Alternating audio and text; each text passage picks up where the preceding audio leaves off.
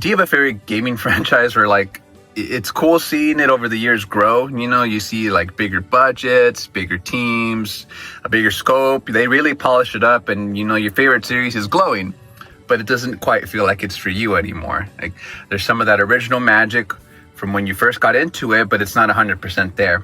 I wanted to talk about a space where like that original magic is probably not only still there, but it's usually offered at no cost to you. Why is it free? It's because I wanted to talk about fan projects. So for my specific example, I love me some classic Pokemon. Like those first few generations, 1 through 5, totally my jam. Eventually they did have to like, you know, they didn't have to make concessions. You got more and more little critters. The worlds and stuff got to get bigger. You really feel it, especially once they jumped into 3D, the series. But I think that there's a certain magic to those original games, those first few pixel art generations where, like, I can agree it's partly nostalgia for sure, I get it. Because they were less complex, because the series wasn't so big yet, they just were richer in world building, the features that were in these games. I think because they were just much simpler, they were able to just really dedicate their time and energy to making these parts of those games glow. So I totally get it. You know, I get it that the latest generations of Pokemon, they're not entirely for me. You know, they're probably forced to, by design, you know, to drop that vibe that was so appealing to me in the first place. But, you know, after all, it's like not even the original same team developing those games anymore. So, you know, how can I expect stuff to stay the same? But again, this is where the fan community comes to save the day. The game that I wanted to talk about in this video is a fan hack of Pokemon Emerald called Mariomon. This is specifically, if you've played Pokemon Emerald, it's a fan hack of that game, which is like, there's a meme where it's like every time you see a guy playing a Game Boy in public, he's always playing Pokemon Emerald, which is, it's kind of true, and it feels like it's totally burning me out as a person. What Mariomon does, basically, like imagine Pokemon Emerald, what if it were set in the Mario universe instead of them? And so I'll do my best to keep it, I think, mysterious enough so that you're able to check it out for yourself and, you know, get pleasantly surprised. But I will say, before I get into it, just overall, I'd left this project feeling seriously impressed. That just the presentation of everything was just fantastic. So, you know, again, controls and gameplay wise, it's Pokemon Emerald. It's not going to get like that much more complicated. But, you know, it's like I mentioned earlier, like that original magic, right? Like, who would know what you want in your favorite franchises the most? Well, obviously the fans. So because this was made by a fan team, it does include tons of quality of life features. Like before we even get into like the whole like Mario aspect of it, just stuff that's like, I wish was in the original game, like in the original Pokemon Emerald without being hacked. You know, you want to catch Pokemon without opening your bag and the balls are just there by pressing the R button. Oh, there you go, check. You want to be able to open the PC from anywhere, really, and you know, and you can just swap out different mons and experiment with like team combinations right there when you're out and about. So there you go. You want all like the improvements they made later on in the later games for this generation. You know, things like the physical special split. You got the fairy type is in this. There's even an auto save feature after everything important happens. It's like toss it in there too. So because it's made by fans who are like probably even more into playing this fan game than you will be, actually. They know exactly what you want at any given moment. So keep in mind that they also remember, I think, how the series used to be. Like they also grew up with these games. So they do know how to scratch that magic, scratch that itch, you know, contribute to that magic of what makes the third generation of Pokemon so fun. I think here's a quick comparison I want to make it to. It's like you're playing a card game with alternative formats. So, for example, I used to play a lot of Yu-Gi-Oh in high school, which had its own appeal at the time. It doesn't stay consistent for me. Like if I were to try to play the modern version of Yu-Gi-Oh, it's not quite for me. While like you can go to like official tournaments, right? You can keep up with Yu-Gi-Oh and play the game as it is today. It's a different beast, but you can keep up with the modern version of it. There are also tournaments for Yu-Gi-Oh that are supported by the community. What the community will do is they'll make these older formats that had a specific appeal for older generations of players. So like they'll have tournaments for where you can only use cards from when I was playing in high school, or they'll have rule sets, like the game's mechanics and everything will also be based on how it was back then when I was in high school. So yes, it's the same game in the end. It's still Yu-Gi-Oh, but these fan formats know their player base well. Like they're designed specifically to appeal to those demographics. So Mario similarly is like, it's not going to topple like a modern Pokemon game, with like its clean presentation and brand new Pokemon and regions and everything else that, it's just a massive budget behind it. That's the main appeal of why you want to keep up with modern Pokemon. But I think it's going to appeal like a ton to the people that did grow up with the original games, that want something that sits in that sweet spot. It's like something brand new, but it's also very familiar, very much appeals to that magical like sense that you had as a kid about these games. It's not just quality of life stuff with like Mario tossed into it, right? Like there's a lot of creative twists on the actual gameplay itself too that make it stand out. So I love the puzzles, and for example in this game, like I try not to get too into it, but like sometimes they'll integrate the puzzle mechanics from the 3rd gen in a new light. Like Emerald had these braille puzzles that let you capture the Reggies in the original game, and they'll use that in a new way in this hack. And again, without revealing too much, there's a section in the game that's like got custom gameplay mechanics where like you'll get a companion and you can switch control between your companion and yourself to solve puzzles on different sides of the maps and battle different people on different sides of the maps. That way it's like you progress one character to progress the other character, and you kind of teamwork a section of the game in that sense. And there's even like these small touches, right? Like so in Pokemon, when you find items, they're usually in Pokeballs, but in this game, Mario finds items by smashing into blocks with his hammer, which if you've played other Mario RPGs, it's cute because that's usually how it goes when it comes to stuff on the overworld map. So there's like, I really hope the footage speaks for itself, because I really just want to like talk mostly about my personal experience with it. But small touches like that, I think, go a long way into making this feel like it's its own unique thing. But as someone who loves the Mario games on the DS and the GBA, I didn't grow up too much with like the Paper Mario series, or I think there's also like the original, like just the Mario RPG on the Super Nintendo. Didn't grow up with those, but I did grow up with the Game Boy and the DS ones. And so I thought that the story was just a really fun take on the whole like gym leader thing that Pokemon does. But they really nailed just the tone, like all the characters, how they talk. It's exactly how they come across in the Game Boy and the DS games. I put it this way, I don't think I've ever laughed while playing a Pokemon game, but it had me smiling and stuff, and I definitely chuckled a few times at the dialogue for sure.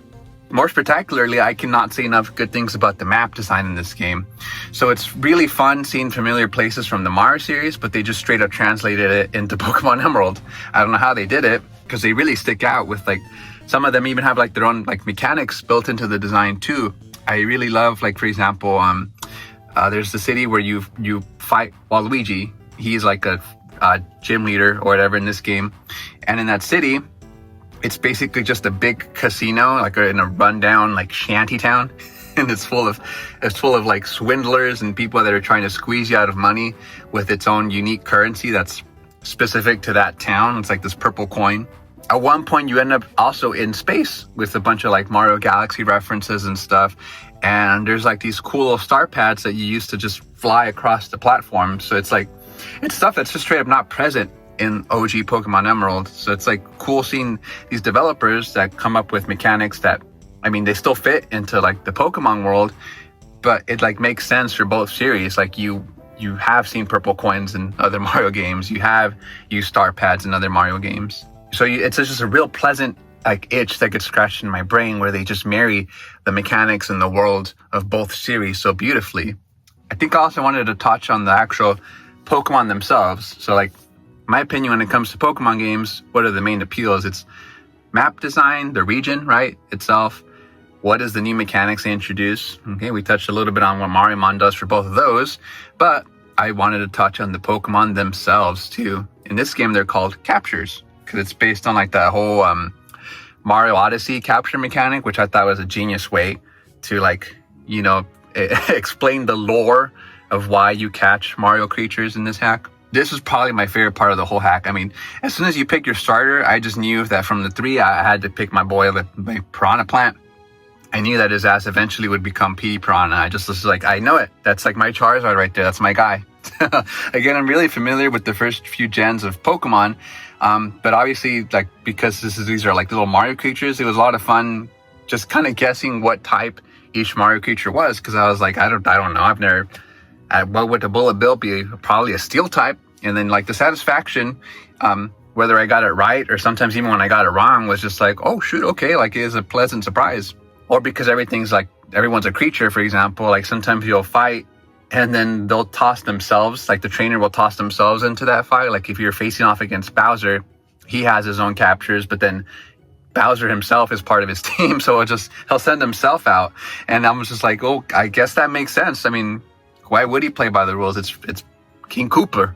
But overall, I mean, when it comes to like team building, of course, honestly, I just went mostly with picking my favorite Mario characters versus trying to, like, I guess, build like a balanced team or whatever. I honestly think for the whole playthrough, I think I liked like a water and a fire type at all times, just because I really was like, nope, this is my team right here. This is why I want to use. So you have these two franchises again. They collide together because the devs really know like both franchises super well. Like they know how to make you smile. They know how to tie everything together in a way that makes sense too. I have seen hacks where like they literally will just toss, like sprite artwork of Mario characters into Pokemon. And so it's literally just the same game. It's just Pokemon Emerald, but they just tossed in Mario characters instead of the normal Pokemon. And it's like, yeah, that's cool too. You can do it like that without any rhyme or reason. But here, not only like do the captures make sense, like what is a Pokemon in this game basically, but they're balanced and it makes sense too where they're found in the overworld map. Like you find boos in like the spooky places, or you'll find the penguin that you could toss off the cliff. In Mario 64, he's in the icy puzzle section. Along with like the types, right? They also make sense what types each Mario creature is and the movesets and stuff that they learn. Like it still feels like you're playing a Pokemon game. Don't get me wrong. But when you tie that along with like the gorgeous artwork that they made for all the Pokemon in this game, all the captures in this game, I actually did end up pretty attached to my team overall by the end of it, which is a really good sign for a Pokemon game in general. If you have a team where you have like that Tamagotchi attachment to them. Not that there also aren't other fan games, where they do that kind of stuff, where like, okay, we have a new story and we have a new region and custom Pokemon, and some of them even have their own unique mechanics that they introduce. I haven't touched too many fan hacks. Again, this is like my second one pretty much, but as someone who's a fan of RPG from, obviously, Pokemon is an RPG, but a fan of RPGs from both series, there was just a lot of care, I think, put into this. Like I spent pretty much the whole game pleasantly surprised. Like I was like just expecting like, okay, nostalgia alone, I think will carry this, but this is a feeling I think I haven't had from a Pokemon game in so long.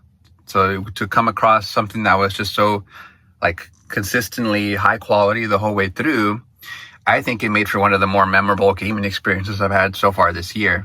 I think even if you weren't a big fan of Mario, like I think you could totally still get into this, and it left me with like just a big old smile the whole way through.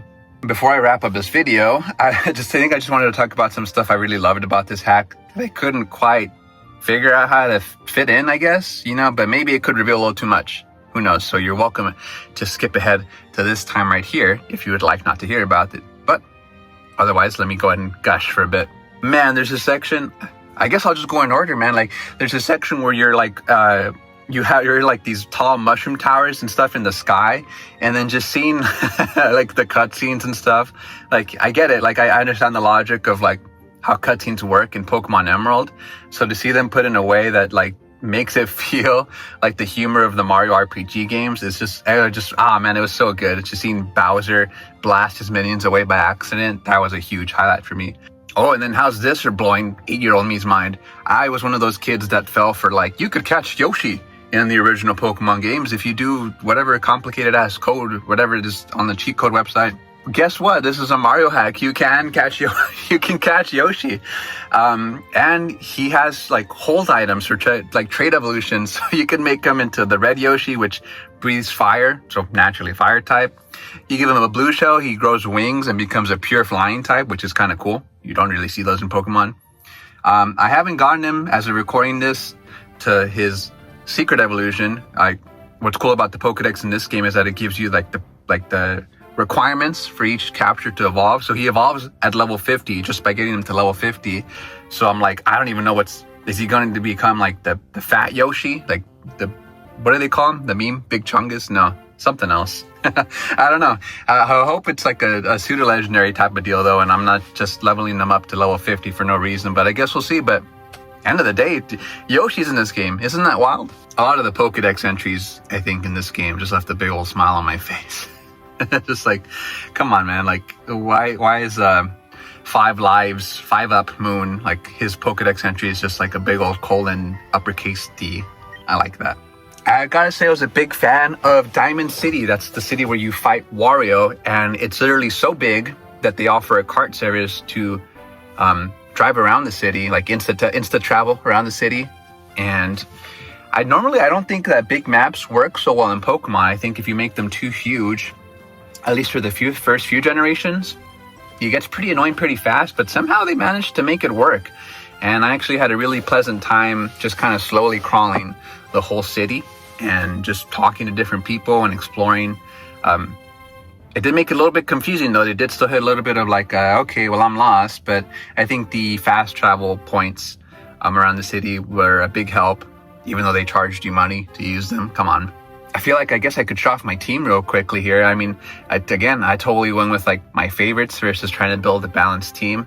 Like the Boos, for example, as soon as I saw the Boos, I was like, man, this is going straight into my team. I know this guy's going to become King Boo. I know it's his final level. I need King Boo on my team. Come on now.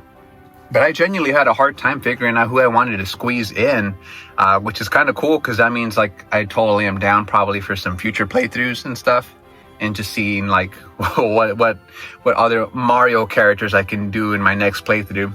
When you get the section with the companion earlier I mentioned was with Captain Toad, so like it's just like fantastic having the two like perspectives and stuff. It was a little bit confusing at first. Then they do trust you enough that they give like Captain Toad has his own inventory and his own Pokemon too, or sorry, captures. So you know they give you enough trust that they think that you can get through this little section and figure it out and manage to kind of like, I guess, budget and hold everyone's inventory in a smart way that you won't get overwhelmed.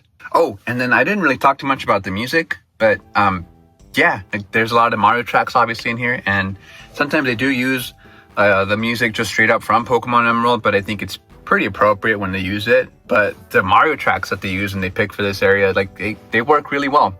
At Diamond City soundtrack, for example, that I mentioned earlier, is just straight up like the WarioWare music, and it's beautiful. It works as a nice little chill, fun overworld theme. Anywho, go play Mariomon. I think this will hit extra hard again if you're also a fan of the Mario RPG series. You'll find lots of like that same vibe from those games too in this. But I think you'll be totally fine if you're just like a casual fan of Mario. But really, if you're just a fan of Pokemon and you want to try a fan game that's incredibly, really just well polished, you know, it's not too difficult or grindy either. So it's like kind of a nice balance. It's good for a first, I think, introduction to fan hacks if you're looking to get into them.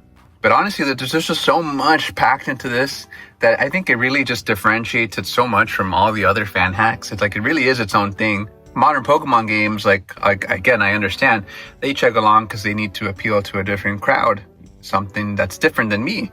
That's not a bad thing, you know. That's just the nature of stuff. I think though, it's fan games that like this, they really remind me like, okay, this is why I love the Pokemon games as a kid. And it honestly is really making me looking forward to checking out more fan hacks as well. It just feels like a concept that on paper should feel real awkward, like just real forced, you know, like mixing Mario and Pokemon together. But it's just, I think they really nailed it. And it really shows the love that the developers had for both series, for making a quality fan hack too. Like they really went out of their way to make this a fun Pokemon experience first. And best of all, it's free. It's a fan-developed project, so all you really need is a Pokemon Emerald copy and you're all set to go. But that'll do it for this video. I loved Mariomon. Really recommend that you give it a try, especially if you've been interested in fan projects. But let me know if there's other fan hacks, actually. I'm looking to see what I want to try next. I'm thinking of trying maybe Pokemon Odyssey. We'll see. But if there's anything else that you recommend, or maybe even just a different series entirely, maybe no more fan hacks.